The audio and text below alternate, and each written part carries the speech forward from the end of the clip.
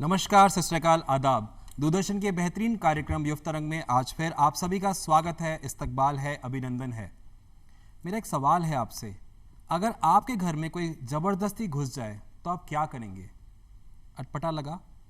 पहले शायद आप कोशिश करेंगे कि उसको प्यार से बोलें, प्लीज़ बाहर चले जाइए।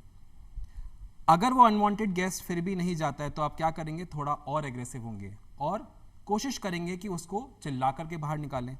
फिर भी अगर वो घुसपैठ करता है तो आप और क्या करेंगे? शायद उसे और ज़्यादा ताकत से खदेड़ेंगे। ऐसा ही कुछ हमारे साथ हुआ था 1999 में, जब हम कारगिल में कहीं ना कहीं हमारे दुश्मन हमारे सरजमी पे आए। हमने उन्हें प्यार से बोला, नहीं माने, थोड़ा और गुस्सा दिखाया, नहीं माने, और फिर अंततः हुआ क्या? कारगिल विजय दिवस, क्योंकि हमने फतेह पाई, हम अपनी ज़मीन पे कायम रहे और हमने दुश्मनों को खदेड़ा। जी हाँ, हम बात कर रहे हैं कारगिल विजय दिवस पे और आज इसी विषय में हमारे साथ जुड़े हुए हैं कर्नल राजेश। बहुत बहुत स्वागत है आपका। एक बार जोरदार तालियां हो जाए कर्नल साहब के लिए।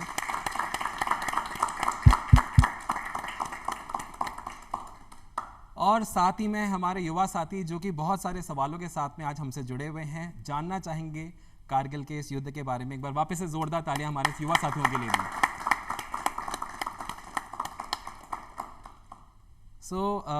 आप कर्नल राजेश, आप इंडियन आर्मी से रिटायर्ड हैं और उस समय आप कारगिल में ही थे जब ये युद्ध विराम हो चुका था। 1999 की बात है।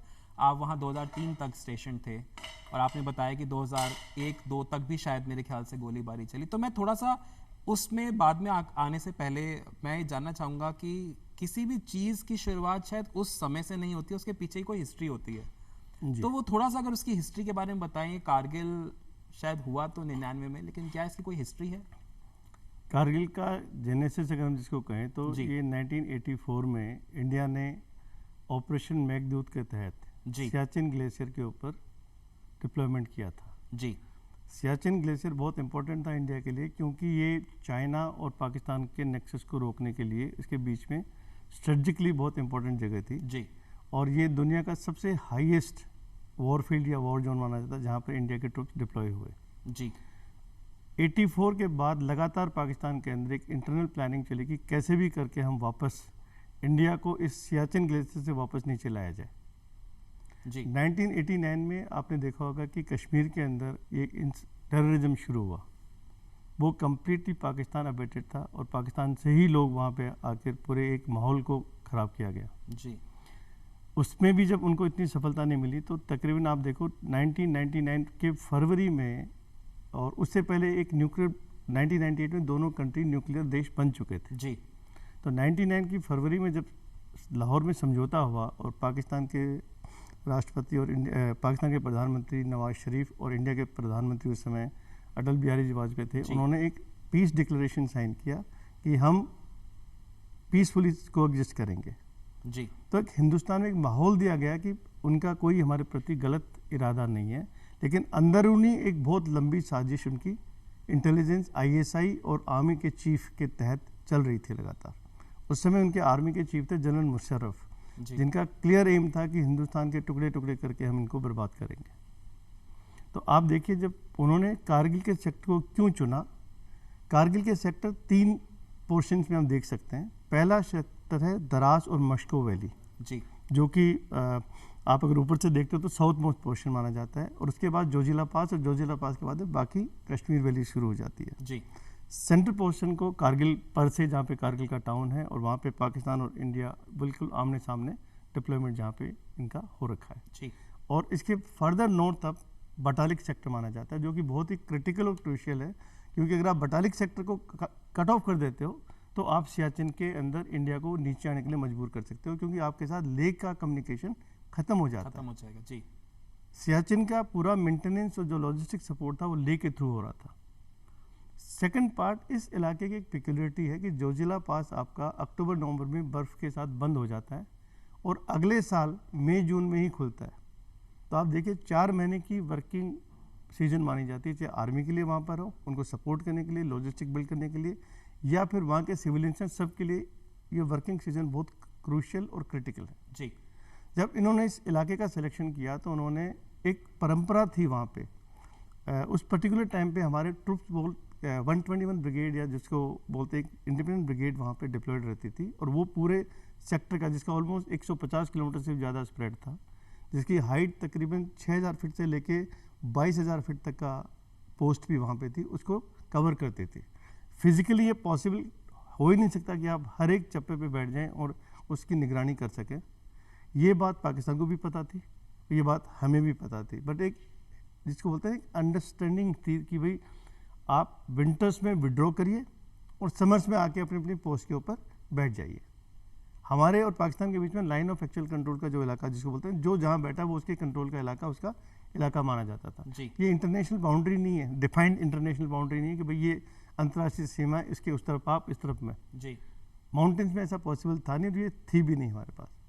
अब 98 तक ये परंपरा चलती रही, हमने भी विंटर्स जैसे 99 की विंटर आई तो हमारे ट्रूप्स भी पीछे आ गए और कारगिल पर से सेक्टर के अंदर रियर में आके और फिर वहाँ से इंडिविजुअल पेट्रोलिंग करते थे। उस पेट्रोलिंग की एक लिमिटेशन होती है पहाड़ियों के अंदर जी, क्योंकि जब भी आप कोई ग्राउंड कवर करते हैं तो वहाँ पे ट्रूप्स पहुँचना इतना आसान नहीं है। सर्वेलेंस इक्विपमेंट आपके उतने काम नहीं करते माउंटेन्स के अंदर जितने नॉर्मल एरिया के अंदर काम करते हैं। बिल्कुल। तो जब सेकेंड टाइम जब मई जून में वापस डिप्लॉयमेंट शुरू हुआ और जब हमने वापस से रास्ते खुले और जब देखा तो जो क्रूशियल पॉइंट थे हमारे, चाहे बटालिक में थे, चाहे टोलोलिंग हाइट थी द्रास सेक्टर के अंदर, चाहे टाइगर हिल था, या पर से कारगिल के अंदर जिसको 13620 के उस तरफ का जो पोर्शन है जहाँ पे बिल्कुल आमने सामने पाकिस्तान है, वो सारे के सारे पाकिस्तानी ट्रूप्स बोलिए या पाकिस्तानी मुजाहिदीन बोलिए, उन्होंने आके उस जगह को ऑक्यूपाई कर लिया और इंडिया को इस चीज़ की भनक भी नहीं पता लगी, क्योंकि हमने सोचा भी नहीं था इनको यहाँ आना चाहिए जी।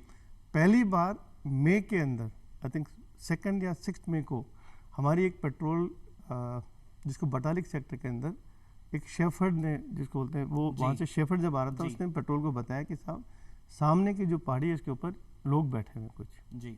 तो उनके दिमाग में भी नहीं आया कि लोग बैठे क्यों बैठेंगे यहाँ पे, जब हमारी अंडरस्टैंडिंग है वो चाहते हैं पीछे, हम भी पीछे आते हैं, समर के अंदर आमने सामने होकर पेट्रोलिंग करते हैं जी।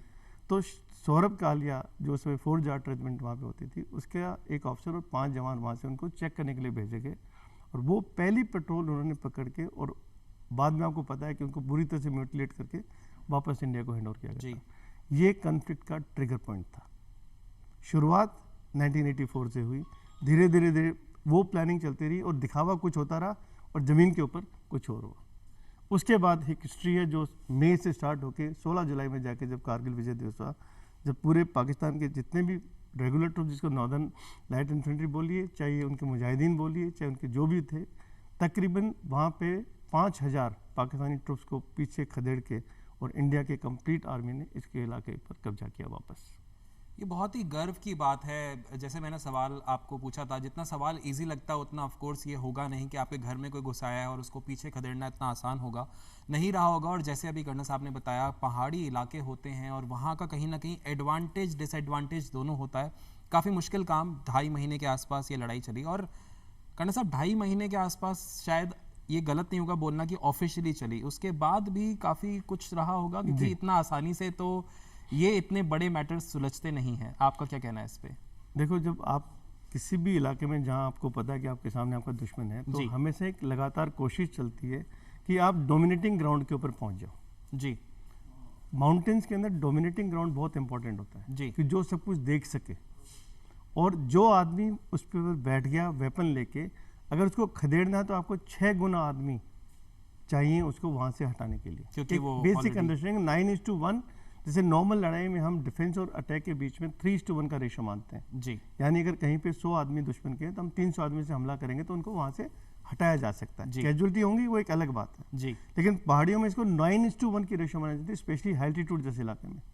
यानी अगर वो 5000 आदमी थे तो हमें कम से कम भी 50 से 60,000 आदमियों का फिजिकल इन्वॉल्वमेंट होना पड़ा उनको वहाँ से डिस्लॉज करने के लिए जी। और डोमिनेटिंग हाइट ग्राउंड के लालच में आदमी ऊपर नीचे होता रहता है, जिसको मौका मिलता है वही जाके बैठ जाएगा, क्योंकि ये लाइन ऑफ एक्चुअल कंट्रोल है, जो बैठ गया उसी की ज़मीन है। तो ये एक बहुत ज़रूरी और आम बात, मतलब एक ऐसी बात है जो हमें समझनी चाहिए कि एक सेंसिटिव टॉपिक है, जहाँ बैठ गया उसका वो हो जाता है। इस बात को मद्देनज़र रखते हुए एक थोड़ा सा थोड़ा नहीं बहुत बड़ा धोखेबाजी थी ये, हुई उसके साथ हमारी इंडियन आर्मी के साथ में, जब इनिशियली वो पेट्रोलिंग करने गए, क्या हुआ हमें सब पता है वो हिस्ट्री।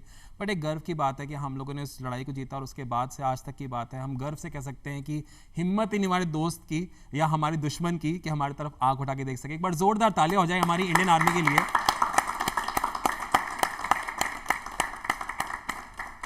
कर्नल सर, बहुत सारे क्वेश्चन हैं मेरे, लेकिन ऑफ कोर्स बहुत सारे युवा साथी हमारे साथ जुड़े हुए हैं। अगर आपके भी सवाल है तो आप एक एक करके पूछ सकते हैं।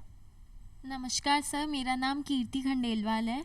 मुझे आपसे ये पूछना था कि जब वॉर के टाइम पर जो भी सोल्जर्स जो इंजर्ड हो जाते हैं, तो आप उसी टाइम उन्हें कैसे रेस्क्यू कराते हैं, अगर पॉसिबल होता है कि हाँ इसका सर्वाइवल पॉसिबल है।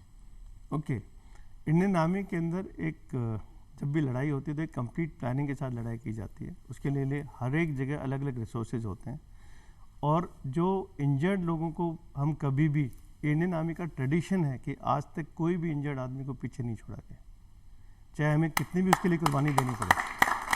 हम अपने साथी को कभी भी दुश्मन के सामने छोड़ के वापस पीछे नहीं हटते हैं। वो करना अपने आप में मरने से भी बुरा माना जाता है। जी।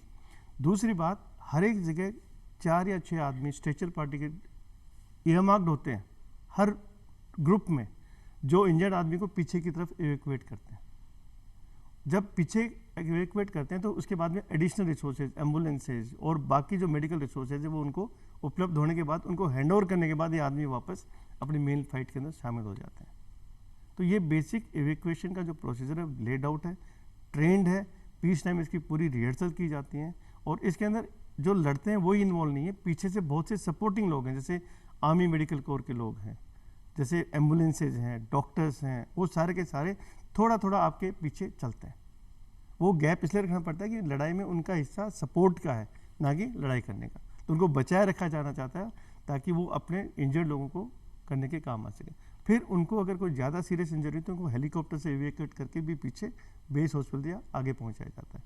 वहाँ से फिट होके बहुत से लोगों के अंदर इतना जज्बा होता है कि वो फिट होने के साथ से ही अगले दिन डिमांड करते हैं कि हमें वापस हमारी यूनिट में जाना है। ये ट्रेडिशन है इंडियन आर्मी का।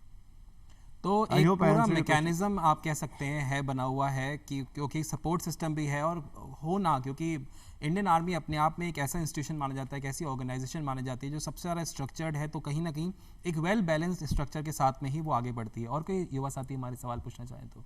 सर, मेरा नाम प्राची शर्मा है, और मैं आपसे पूछना चाहती हूँ कि अभी जैसे कारगिल पे बहुत सारी मूवीज़ बनी हैं, अभी रिसेंटली शेरशाह मूवी, तो सर जो रियल में होता है, क्या वही रील में दिखाया जाता है हमें या नहीं? It's interesting thing, but bottom line कि किसी भी फिल्म का, मूवी का basic main aim is commercial, और लड़ाई का main aim is not commercial. So it is very difficult to bring कैसे रियल और रियल एक साथ हो गए। रियल और रियल एक जैसे होने सकते, डिपिक्शन हो सकता है जी। बहुत सी चीज़ों को आप बढ़ा चढ़ा के बताते हो, क्योंकि वो आपको लोगों के सामने सेल करना है। And Indian army doesn't believe in selling itself, so we have a different system, we do not really say. दस अच्छी पिक्चर बनी, जैसे मैंने ललकार का आपको एग्जांपल देता हूँ, 1962 की वॉर मूवी थी जिसके अंदर क्लोज टू रियलिटी थी। पर आज के लोग जितनी पिक्चरें बन रही हैं वो सब they are more commercial, more showmanship, hero की टीआरपी बढ़ानी है, उसका पॉपुलरिटी बढ़ानी है। रियल हीरोज ने काम वही किया है, लेकिन उनका करने का तरीका अलग था, क्योंकि वहाँ एक टीम वर्क काम करता है जी। पिक्चर में एक हीरो को इमर्ज करना पड़ता है। हमारे यहाँ पे हीरो उनके एक्शन से बनते हैं, यहाँ पहले से हीरो बनाया जाता है और फिर पूरी कहानी को हीरो के चारों तरफ दौड़ाया जाता है। हमारे यहाँ पे पूरी टीम काम करती है। इंडियन आर्मी टीम वर्क में बेसिक विश्वास रखती है, तो दोनों में फ़र्क तो होगा। बहुत बढ़िया। और कोई युवा साथी अपने सवाल पूछना चाहें? नमस्कार सर, मेरा नाम ईशा खान है। मेरा सवाल आपसे ये है कि जो हमारी आर्मी थी ड्यूरिंग द वॉर, उन्हें मोटिवेशन कहाँ से मिलती थी और उनके लिए सबसे ज़्यादा मोटिवेशनल फैक्टर क्या था? ओके, इंडियन आर्मी में 3 चीज़ें बहुत गहरी से और सीरियस तौर से ली जाती हैं जी। नाम, नमक और निशान। नाम किसका? परिवार का नाम, यूनिट का नाम और खुद का नाम जी। दूसरा नमक। नमक यानी जो आपको खिला रहा है, पिला रहा है, आपका ध्यान रख रहा है, आपको, इन चीज़ों को बोलते हैं नमक। उस नमक का हक अदा करना जी। और नमक हक अदा करना एक बहुत बड़ी बात मानी जाती है। और तीसरा है निशान। निशान यानी देश के लिए झंडा निशान है, आर्मी के लिए वेपन उसको कलर्स माना जाता है, आर्टिलरी के लिए गन्स को कलर्स माना जाता है। जी यानी हम अपने कलर्स को कभी भी झुकने नहीं देंगे। मैं अपने कलर्स को छोड़ के कहीं जाऊंगा नहीं, मराऊंगा यहीं, लेकिन मैं अंत तक इस कलर्स का इस्तेमाल करते हुए दुश्मन को फतेह करूंगा। तो वो मोटिवेशन फैक्टर 3 चीज़ों से हमेशा, वो ट्रेनिंग से लेके अंत तक, लड़ाई तक चलती है। दूसरी बात, जो ऑफिसर्स हैं इंडियन आर्मी के, वो एक रियल में एग्जाम्पलरी ऑफिसर्स माने जाते हैं, क्योंकि वो हमेशा लड़ाई के फोर फ्रंट पे रहते हैं, up to the rank of colonel. जी एक कमांडिंग ऑफिसर, आपने देखा होगा कि रविंद्रनाथ कमांडिंग ऑफिसर थे, वो अपने ट्रूप्स के साथ हमारे, ये मेरे हैं, ये एक सेकंड परिवार की तरह उसको माना जाता है कि ये एक परिवार मेरा पीछे, एक परिवार ये। तो जब परिवार पे हमला होता है तो आप परिवार के सारे सदस्य लड़ते हैं। वो एक जी। मोटिवेशन का सबसे बड़ा फैक्टर है कि आप परिवार की तरह, आपको एक लाइफ जीने की आदत पड़ जाती है, और वो एक मोटिवेशन के लिए हम इस्तेमाल करते हैं। बहुत ही अच्छी बात हमारे सामने आई कि एक परिवार की तरह रहा भी जाता है और परिवार का ही समझा भी जाता है। और बहुत इससे हमें भी सीख लेनी चाहिए कि जो देश प्रेम है वो सिर्फ कहीं ना कहीं, अगर मैं ये बात कह रहा हूँ तो आप इसको, हो सकता है आपको लगे कि ये कहीं गलत है, लेकिन एक होता है कि हम सिर्फ ये शायद सोचते हो शायद कि आर्मी की रिस्पॉन्सिबिलिटी है देश को प्रोटेक्ट करना है, देश के लिए वो जज्बा रखना है, लेकिन हम सब में भी होनी चाहिए। हमें भी अपनी अकाउंटेबिलिटी और रिस्पॉन्सिबिलिटी को निभाना चाहिए। दुश्मन शायद हमारी सीमा के पार हो, बट हमें अपने घर के अंदर भी अपने आप को उसी तरह से सेफगार्ड करना चाहिए। और कोई युवा साथी अगर कोई सवाल पूछना चाहे। नमस्कार सर, मेरा नाम लक्षित है। मेरा सवाल सर आपसे ये है कि कारगिल युद्ध के दौरान हमारे कितने सेना जवान घायल हुए थे या फिर उनकी हत्या हुई थी? ओके, बहुत सारे। युद्ध में कोई भी आदमी की हत्या नहीं होती है, युद्ध में आदमी शहीद होता है। तो जी पहला पॉइंट मेरा ये है। जो ऑफिशियल फिगर्स हैं गवर्नमेंट ऑफ इंडिया के, या जिसको ज़्यादातर जगह आपको पाए जाएंगे, वो मिलेंगे 543 सोल्जर्स शहीद माने गए थे और तकरीबन 1500 के करीब सोल्जर्स घायल हुए थे। ये एक ऑफिशियल फिगर है, और मैं इस पर बिलीव करना चाहूँगा, क्योंकि इन सोल्जर्स को बेनिफिट जो देती है गवर्नमेंट, वो इन फिगर्स के बेसिस पे देती है। जी। आप पाकिस्तानी साइड को देखो तो हो सकता है को 5000 बता दे, कहीं और न्यूट्रल दूसरी कंट्री की प्राइस कुछ और बता दे, बट इंडियन साइड के अंदर 500 550 हमारे जवान और ऑफिसर्स शहीद हुए और तकरीबन 1550 के करीब लोग इंजर्ड हुए। ये जी। और कोई सवाल? नमस्कार सर, मेरा नाम परविंदर सिंह है। मेरा आपसे सवाल ये है कि जैसे कि अभी आपने बताया कि 543 जवान शहीद हुए थे कारगिल वॉर के दौरान, तो उसमें से हो सकता है सर कई आपके दोस्त होंगे, मित्र होंगे जिनका आपके साथ लगाव भी होगा। तो ड्यूरिंग द वॉर जब वो इंजर्ड हो गए बाय द अपोनेंट, जो उन्होंने अपोनेंट से हमला किया, तो उस दौरान सर आपकी जो मोटिवेशन पावर होगी या फिर जो जिस तरीके से आपने उस सिचुएशन को टैकल किया, तो वो सिचुएशन आप एक बार बता सकते हैं कि किस Okay. तरीके से आपने टैकल किया उसको?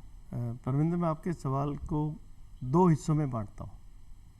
एक है उस जो भी मेरा दोस्त या जो भी मेरा जवान या जो भी वहाँ पे उस समय शहीद होता है, उस समय आपकी क्या फीलिंग होती है, उसको मैं थोड़ा सा बॉक्सिंग से कोरिलेट करूँगा आपको। जी कि जब आप बॉक्सिंग रिंग में जाते हैं तो आपके पहला जब मुक्का लगता है तो आपकी एक एटीट्यूड होती है कि लगातार रिएक्शन से आप 3 मुक्के वापस मारते हैं। जी। तो आपके अंदर उस समय एक बहुत गुस्सा होता है, ये जज्बा होता है कि मुझे 3 लोगों को वापस मारना ही मारना है। जी, ये भावना। ये भावना है, जी ये इंस्टेंटेनियस रिएक्शन है। जी। लेकिन उससे बड़ी रिएक्शन इंडियन आर्मी में जो मैंने देखी है वो है कि वो जब शहीद हो गया था, आज भी मैं उस दोस्त या उसके परिवार का ध्यान रखता हूँ। ये मेरी दूसरी भावना इंडियन आर्मी के अंदर आज तक परंपरा चली आ रही है। इसका एक रिसेंट एग्जांपल मैं देता हूँ। हमारा अभी नेशनल डिफेंस एकेडमी का 67 कोर्स का गेट टुगेदर हुआ था 3 दिन का, 24, 25, 26 तारीख को। जी। हम 170 ऑफिसर 1982 के बैच के वहाँ पे इकट्ठे हुए। हमने 19 लोग हमारे साथ के जो अभी तक जिनकी डेथ हो चुकी है, सारी लेडीज़ को हमने याद किया, उनको बुलाया, और जिनमें मैक्सिमम लेडीज़ वहाँ पर आई उनको हमने ऑनर किया, उनको हमने एक जगह दी, तवज्जो दी, और उनके साथ हमने उनके जितने भी दुख सुख के चीज़ें बांटी। और उन लेडीज़ का ये कहना था कि जब से हमारे हस्बैंड गए हैं उसके बाद हमें एक भी दिन इंडियन आर्मी ने ये महसूस नहीं होने दिया कि हमारा पति नहीं है। बहुत बढ़िया, क्या बात है।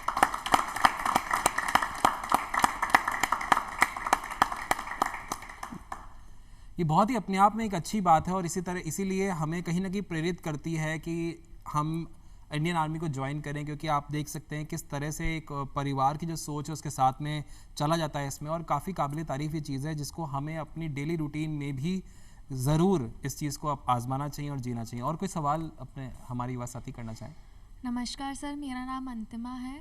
सर मेरा आपसे ये सवाल है कि जब भी ट्रूप को ले जाया जाता है कोई भी वॉर के लिए, तो आप उन्हें कैसे मोटिवेट करते हैं? एंड कोई अपनी घबरा रहा हो जाने से, कोई पहली बार वॉर के लिए जा रहा हो, तो आप उसको उस सिचुएशन में कैसे हैंडल करते हो, उसको कैसे मोटिवेट करते हैं उसको? ओके, एक तो मैंने आपको थोड़ी देर पहले बताया जैसे बेटा कि नाम नमक निशान। जी। सेकंड चीज़ है उसके ट्रुप के आगे मैं चलता हूँ। मैं मतलब व्हेन आई से मैं मीन्स आई एम रिप्रेजेंटिंग जो यंग ऑफिसर है, कैप्टन है, मेजर है, उनके आगे चलता है। यानी जो सामने से जो भी गोली आती है, जो आती है, वो पहले मुझे लगेगी, बाद में आपको लगेगी। तीसरा पॉइंट, उनके दिमाग में कॉन्स्टेंट चीज़ दिमाग में रहती है कि मैं हूँ ना हूँ, मेरे परिवार को देखने वाला कोई न कोई है। ये बहुत अच्छी बात है। ये चीज़ उसके दिमाग में रहती है, तभी वो आगे जा सकता है। जी। और चौथा और आखिरी चीज़ है, there is simple, there is no to question why, it is do and die. You can not look back, it's only front. पीछे जाने के रास्ते बंद किए जाते हैं। एक गेट लग जाता है, वो गेट फिजिकल बैरियर नहीं है जी। वो गेट दिमाग का है। पीछे तो मैं मुड़ नहीं सकता, आगे क्या होता है वो आपकी कार्रवाई पे डिपेंड करेगा, आपकी किस्मत पे डिपेंड करेगा, बहुत से फैक्टर से डिपेंड करेंगे। लेकिन पीछे मुड़ने का गेट लोग, there is no way that you can turn back and say मैं नहीं जाना चाहता। ऐसे लोगों के लिए इंडियन आर्मी में ऑपरेशन में जगह नहीं होती है और बहुत कम है। लाइक हम प्राउड के साथ ये कह सकते हैं कि इंडियन आर्मी में ऐसे वक्त पे कभी आए ही नहीं है, आए तो बहुत कम है जो उसी समय चलता लिए गए। बहुत बढ़िया। और के सवाल? नमस्कार सर, मेरा नाम यश माथुर है। मेरा आपसे ये सवाल है कि जैसे कि गवर्नमेंट के पास ज़्यादा पावर्स है एज़ कम्पेयर टू आर्मी, तो जब भी ऑपरेशंस होते हैं, जब भी वॉर चल रहा है, तो आपको कुछ ना कुछ ऐसे डिसीजन लेने पड़ते हैं जिसका आंसरेबिलिटी और अकाउंटेबिलिटी आपको गवर्नमेंट को देना पड़ेगा। तो क्या आप उनके बारे में सोचते हो, या फिर आप किस तरीके से आप उस समय डिसीजन लेते हो और किस तरीके से आगे की चीज़ें परफॉर्म करते हैं? किसी भी डेमोक्रेसी में गवर्नमेंट सुप्रीम होती है, बड़े डिसीजन, बड़े फैसले, बड़ी आउटलाइन गवर्नमेंट की होती है। लेकिन एक बार जब बड़ा फैसला आपको दे दिया गया, आपको एक टास्क दे दिया गया, उसके बाद क्या करना है, कैसे करना है, वो जिम्मेदारी इंडियन आर्मी अपने आप पे लेती है। वो पीछे नहीं देखती फिर बाद में कि इसके आदेश क्या है, उसके आदेश क्या है, वो अपने आप डिसाइड करती है। और उसकी आंसरेबिलिटी वॉर के बाद हो सकता है देनी पड़े, लोग देते भी हैं, उसके अलग अलग परिणाम होते हैं, उनकी बातें अपने ना करें। लेकिन असलियत ये, जो आदमी ज़मीन पे काम करता है, जो टास्क इम्प्लीमेंट करता है, उसके दिमाग में सिर्फ टास्क होता है, उसको ये चिंता नहीं होती कि मुझे किसको क्या जवाब देना है। वो जवाब उसको सामने देना पड़ता है और उसको जवाब ही दिमाग में घूमता है उसके। तो वो गवर्नमेंट के बारे में उस समय नहीं सोचता। एक बार आपको गवर्नमेंट से आदेश मिलने के बाद एग्जीक्यूशन, क्योंकि एग्जीक्यूशन का प्राइम रिस्पॉन्सिबिलिटी इंडियन आर्मी का है, तो वो अपने तरीके से उसको एग्जीक्यूट करती है। और कोई सवाल हमारे अगर युवा साथी पूछना चाहें? आई थिंक बहुत सारे सवाल हो चुके हैं वैसे भी, बट सर मेरा एक सवाल था। कारगिल युद्ध हुआ, कारगिल युद्ध ख़त्म हुआ, और कारगिल युद्ध ख़त्म होने के बाद भी जैसे आपने बताया कहीं ना कहीं फायरिंग वगैरह चल रही थी, तो एक होता है ना कि अब बस हो गया, क्या वो भी एक जज्बा एक टाइम आ चुका था कि अब बस, क्योंकि ऑफिशियली बस हो चुका है, वहाँ से भी फायरिंग हो रही है, यहाँ से भी हमने कहीं ना कहीं रिप्लाई बैक किया होगा, तो क्या ऐसा समय आया था कि ट्रुप सोच रही थी अब बस बहुत हो गया, या वो गुस्सा था, एग्रेशन था, वो क्या था? पोस्ट कारगिल वहाँ पे कंप्लीट डिप्लॉयमेंट आमने सामने 12 महीने का कर दिया गया। अच्छा वो जो पहले वापस आते थे को बंद कर दिया गया, जहाँ ब्रिगेड थी वहाँ डिवीजन कर दिया गया, वहाँ पे ट्रुप्स बढ़ा दिए गए जी, वहाँ पे हर एक पोस्ट मैनिंग शुरू हो गई जी। 2002 में जब मैं कारगिल के जीवन ऑपरेशंस गया जी, तो उस समय तकरीबन 155 के करीब छोटी मोटी पोस्ट, छोटी बड़ी सब मिला के पोस्ट थी। हर पोस्ट पे हमारा एक आदमी था, हर पोस्ट पे वेपन्स थे, हर पोस्ट पे स्टॉकिंग थी, और उनके सामने पाकिस्तानी पोस्ट पे होते थे जी। अब इसमें क्या होता है कि बहुत से टाइम वेदर ख़राब होता है, बहुत सी चीज़ें वहाँ पे चलती रहती हैं, आमने सामने फायरिंग भी 2003 के सितंबर तक फायरिंग भी वहाँ पे हुई है। पाकिस्तान भी आप पे फायरिंग करता था, आप भी उन पे फायरिंग करते थे जी। वेदर की कैजुअलिटीज अलग थी, फायरिंग की कैजुअलिटीज अलग थी जी। तो ऐसे माहौल में एक कोशिश रहती कि मैं एक ग्राउंड जो मुझसे बेहतर है वहाँ पे जाके बैठ जाऊँ जी, और ये चलता रहता है दोनों साइड से। लकीली हमारा उनके ऊपर कारगिल में खदेड़ने के बाद में एक अपर हैंड माना जाता है जी, और हमारी डोमिनेंस उनसे अच्छी हो गई थी। बहुत तो बढ़िया। और पूरे सेक्टर में अगर मैं कहूँ दराज मस्को से लेकर बटालिक तक के सेक्टर, जैसे काबुल गली से चोर बाटला तक की जो पोस्ट है उनके बीच में मुश्किल से 1-2 पोस्ट पे वो हम पे हावी थे, बाकी हर जगह क्या बात है, इनामी बहुत ही हावी। बढ़िया, तालियां बजानी चाहिए। कर्नल साहब, आपसे बात करते करते ऐसा लग रहा है कि बस बात करते जाएं, लेकिन समय कहीं ना कहीं हमें रोक रहा है। मैं बस जाते जाते आपसे एक चीज़ पूछना चाहता हूँ, वो पूछना नहीं है, आपके सुझाव, आपके सजेशंस आज के यूथ को लेकर के आप जो हमारे युवा साथियों के साथ शेयर करना चाहें प्लीज़। सर मुझे तो यूथ से सिर्फ एक ही कहना है, जी एक मकसद लो जी और उस मकसद को जीने के लिए सच्चे हिंदुस्तानी या सच्चे इंसान बनो। सफलता मिलती जाएगी, कई लोग बहुत ज़्यादा सफल हो जाएंगे, कई लोग कम सफल होंगे, लेकिन अगर आपने ज़िंदगी में एक मकसद लिया और उसके प्रति आपका ध्येय, उस ध्येय के प्रति आप सच्चे और ईमानदार हो और एक अच्छी ज़िंदगी जी रहे हो, अच्छे इंसान बन रहे हो, तो वो सबसे बड़ा आपकी देशभक्ति का कंट्रीब्यूशन आपका है। क्योंकि सच्चे इंसान को कहीं भी ले जाके रख दो, वो हमेशा समाज के लिए भी अच्छा होगा, परिवार के लिए भी अच्छा होगा, देश के लिए भी अच्छा होगा। और मैंने जैसे कहा कि जरूरी नहीं कि दुश्मन बाहर ही हो, दुश्मन यहाँ भी घूम रहे हैं। जी हमें उस चीज़ को ख़त्म करना धीरे धीरे। ये जो आबादी है जिसके अंदर सच्चे हिंदुस्तानियों की, सच्चे देशभक्ति कोई किसी का ठेका नहीं है। जी आप यूथ हो, आपके दिमाग में आपने सोचा कि साहब मैं ये बनना चाहता हूँ, आप बनते हो, डेडिकेशन से काम करते हो, लोगों को खुश रखते हो, खुद भी खुश रहते हो, एक खुशी का माहौल फैलाते हो, तो आई थिंक देशभक्ति अपने आप ही आएगी। आपका ज़िंदगी सक्सेस से ज़्यादा हैप्पीनेस की तरफ जानी चाहिए। क्या बात है। तो ज़िंदगी का एक अलग नज़रिया है। आज हो सकता है जो बात मैं 60 साल में कह रहा हूँ, वो बात अगर आपको 18 साल में मुझे आज समझ में आ जाती तो शायद मैं और भी खुश होता अपने आप के बारे में। आपके पास में ये मौका है कि अपने आप को एक अच्छा और हैप्पी इंसान बनाने के लिए रास्ते खुलें। क्या बात है, जोरदार तालियां हो जाएं। बहुत बहुत धन्यवाद सर। सच्चाई सत्यमेव जयते की राह पे हमें चलना है, सच्चाई को छोड़ना नहीं है और देश प्रेम की कोई डेफिनेशन नहीं है। आपको अपने आसपास भी इसका ध्यान रखना है। फिर आएंगे किसी एक और विषय के साथ में, तब तक अपना ख्याल रखें, सैनिटाइजर यूज़ करते रहें, मास्क पहनते रहें और दूरदर्शन को इसी तरह से प्यार देते रहें। नमस्कार, धन्यवाद, जय हिंद।